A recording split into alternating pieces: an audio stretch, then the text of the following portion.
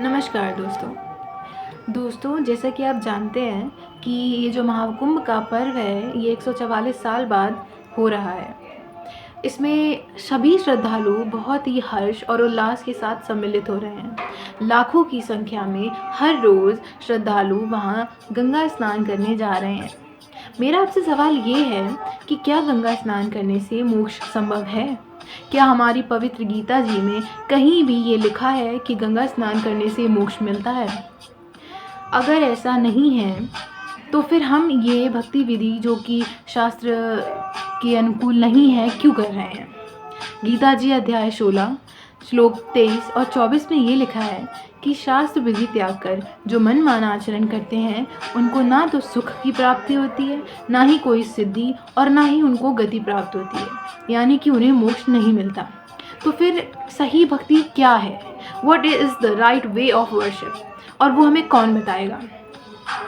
एक वाणी है कि चारों युग में संत पुकारे, कूक कया हम हेल रे, हीरे मोती माणिक बरसें ये जग जुगता डेल रे। कबीर जी कहते हैं कि चारों युग में परमात्मा स्वयं आते हैं और अपना ज्ञान सबको बताते हैं, लेकिन उसको कोई नहीं सुनता। सब वही परंपरागत भक्ति विधि, परंपरागत साधनाएं करने में इतना लीन होते हैं कि कोई सच्चाई आँखों देखे कानों सुने सुनना ही नहीं चाहता। फिर हम मोक्ष कैसे मान सकते हैं?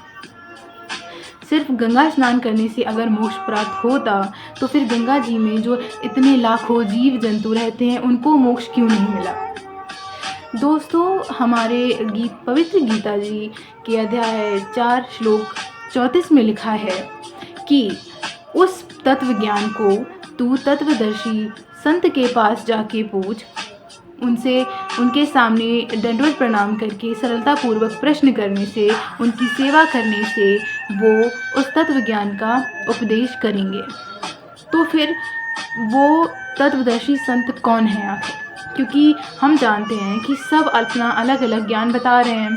किसके ज्ञान को हम सच माने? किस आधार पे सच माने? क्योंकि कोई आधार भी तो होना चाहिए ना किसी बात का।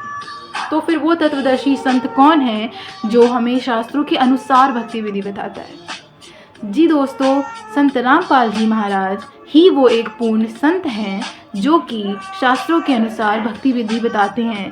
वो हर शास्त्र को, हर वेद को खोल खोल के आपके सामने प्रमाण देते हैं कि ये भक्ति विधि सही है और वो शास्त्रों के अनुसार भक्ति बताते हैं।